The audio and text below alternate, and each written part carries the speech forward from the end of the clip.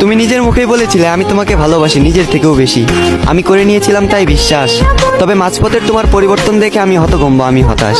আজ আমার এটা ভেবে কষ্ট হয় তোমার দেখানো ভালোবাসা পুরোটাই ছিল তোমার করা অভিনয়।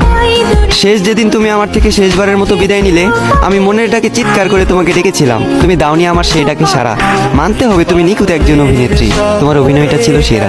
আমার বিকল্পে হয়তো তোমার হাজার জন ছিল, তবে আমার জীবনে কেউ ছিল না শুধুমাত্র তুমি ছাড়া। আজ তুমি অন্যের হাত ধরে পূর্ণতার পথে হাঁটো, আর আমি ব্যর্থতার পথে হাঁটি একা দিশেহারা। আমার বয়সটা খুবই অল্প, আর এই অল্প বয়সে বুকে জমা আছে দুঃখ শত শত।